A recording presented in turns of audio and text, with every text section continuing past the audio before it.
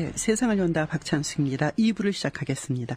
이재정 경기도 교육감이 17개 시도 교육감 중에서 가장 먼저 외국어 고등학교, 자율형 사립고등학교를 폐지하겠다고 밝혔습니다. 그 내용을 알아보고 입시와 관련한 그 부모들의 관심이 많은 만큼 여러 가지 교육 관련 질문하겠습니다. 안녕하십니까, 교육감님? 네, 안녕하세요. 네. 자, 외고하고 자사고를 없앤다. 지금 이제 지정하고 재지정하는 권한은 교육감에게 있으시죠? 그렇습니다. 네. 그럼 어떤 과정을 밟아서 경기도는 이제 2개 하고 6개인가 있는데요. 네, 평가는 매 5년마다 한 번씩 받도록 되어 있고요. 네. 그래서 현재 우리 청취자들의 오해를 좀 없애기 위해서 네네. 없앤다면 언제냐? 이것이 없어지는 것이 새로운 신입생을 모집할 수 없게 되는 게 빨라야 21년부터예요. 네네. 그러니까 지금 중학생도 아니죠. 그리고 현재 재학하고 있는 학생들이나 그때 재학하고 있는 학생들은 모두가 다 외고와 자사고의 그 특혜를 받고 이제 졸업을 하게 되겠죠. 네. 지금 경기도에는 외고 고등학교가 8개 있고 자사고가 2개 있고 그런가요? 자사고가 2개고요. 네. 그 다음에 특목고라고 하는 것이 8개가 있고요. 네네. 네, 그래서 모두 10개입니다. 네. 네네. 그러니까 지금 다니는 학생은 뭐 불이익이 없다 이런 말씀이신 거죠? 지금 중학교 1학년 애들도 불이익이 없는 거죠. 네. 그러면 그때는 뽑지 않는다면 그 학교는 그냥 일반 고등학교로 전환시킨다는 말씀이신가요? 그렇습니다. 이제까지 고등학교가 특목고나 이런 학교가 있고 일반 고등학교가 있고요. 네. 자사고는 조금 성격이 다릅니다. 네. 그럼 특별히 하는데 등록금을 훨씬 더 다양한 방법으로 등록금을 받고 이 국가의 재정 지원을 받지 않는 거죠. 네네. 그 대신 상당한 자율권을 학교에 이제 부여하는 겁니다. 네네. 그래서 우리가 고등학교의 이 평준화가 그동안 한 거의 50년 가까이 되어 왔는데요. 네.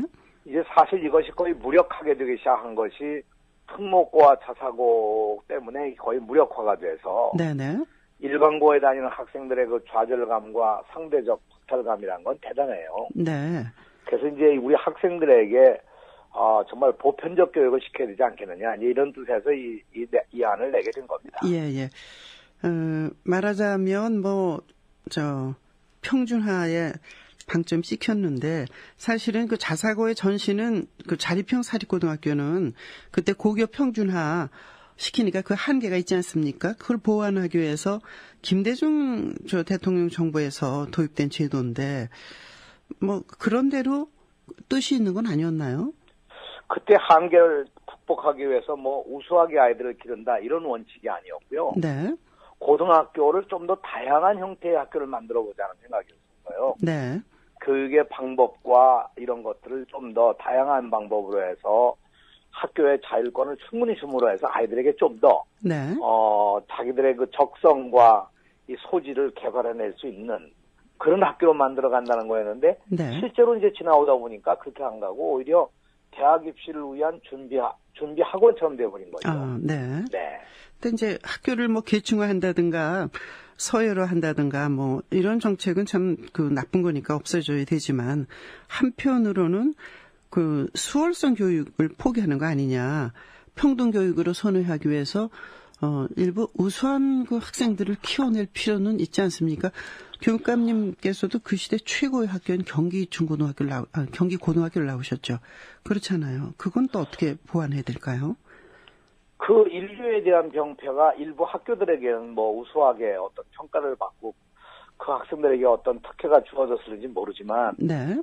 일반적인 학생들에게는 상당한 아픔이었죠. 예. 그 당시에 평준화라는 것이 소위 얘기하는 인류를 없애는 것이었거든요. 네네.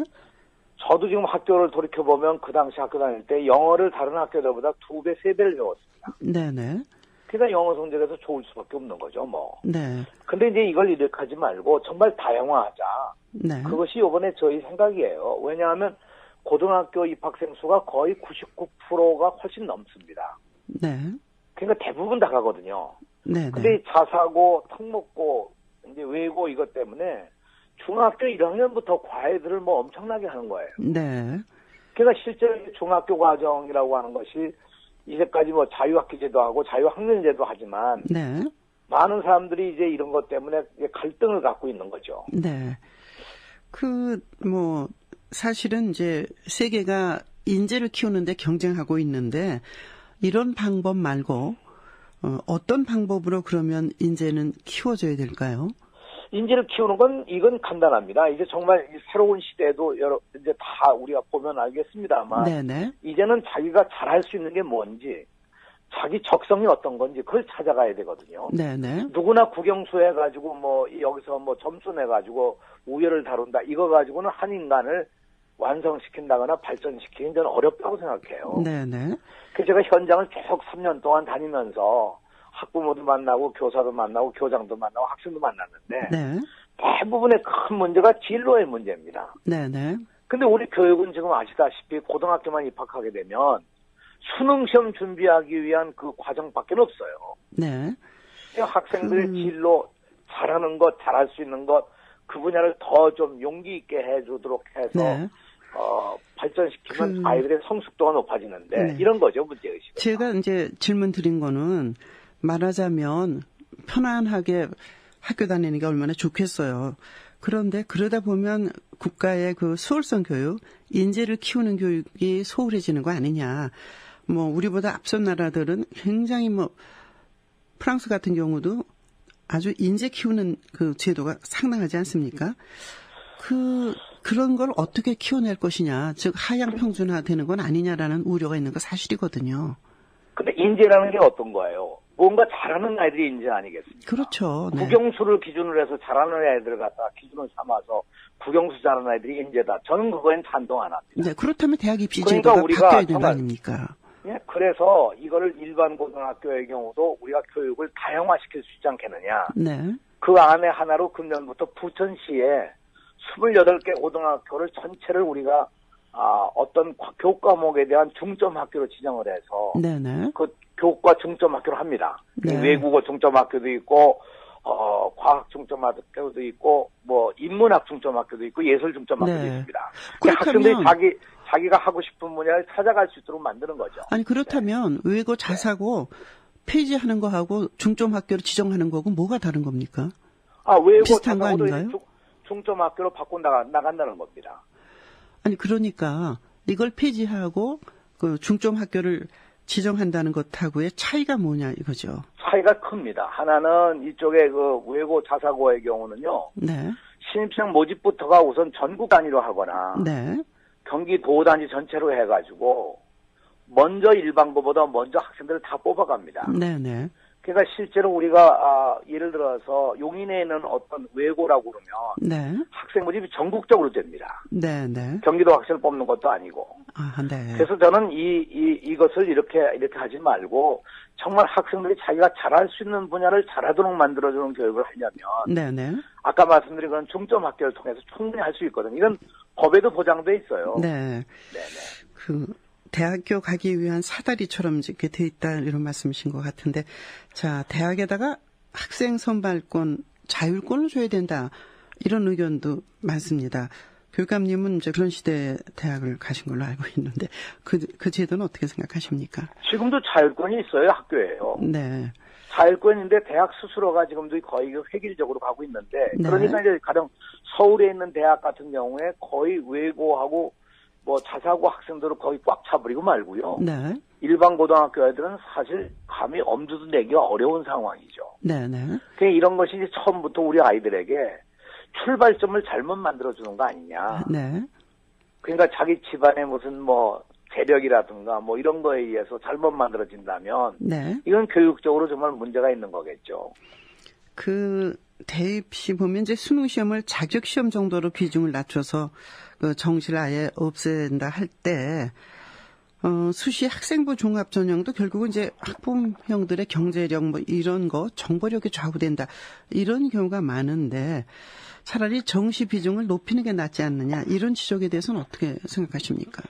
저는 거기엔 공감 못합니다. 네네. 지금 이미 모든 학교가 지금 다 수시로 비중을 높여서 매년 높여가고 있거든요. 네네. 가령 지금 내년도의 경우도 금년보다 적어도 조금 높아져 가지고요. 네. 한 70, 한 6% 정도 가는 걸로 제가 좀 정확한 숫자는 모르겠습니다. 거의 기억하거든요. 네네. 그게 매년 이렇게 높아져 가고 있고, 심지어, 이 수시로 다, 전체를 다 바꿔서 하는 대학들도 여러 대학들이 있습니다. 네네. 가령 뭐 고려대학교나 서강대학 같은 경우도 그런 고민을 하고 있고, 네. 여기 수원에는 아주대학 같은 경우도 뭐 전면 수시로 학생을 뽑거든요. 예. 근데 이렇게 이제 변화되는 이유가 그 일률적인 이런 예. 수학 능력 시험, 네네. 우리가 수능 시험이라고 말하는 그 수학 능력 시험으로만 판단해서는 안 될 것 같다는 판단들을 한 거죠. 예.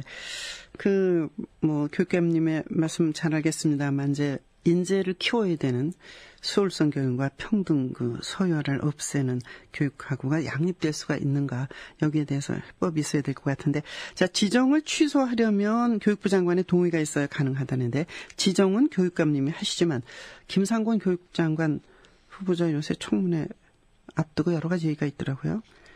네.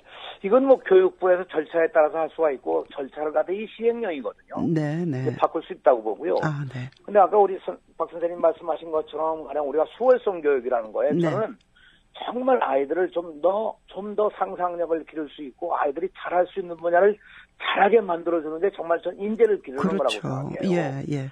그 면에 좀 역점을 두자. 네. 그래서 모든 학교가 그런 각각 다른 여러 가지 다양한 교육들을 좀 시키도록 하면 네. 학생들의 선택폭이 훨씬 넓어지지 않겠느냐. 네. 더구나 요즘에 이제 고등학교 교육도 무학년 선택 과목제로 하자고 그러지 않습니까? 아, 네. 학점제로 하자고 그러는 건데 네. 바로 이런 정신이 결국 아이들을 좀 더 구김살 없이 자신 있게 좀 성장할 수 있도록 기르자 뭐 그런 뜻이거든요. 네.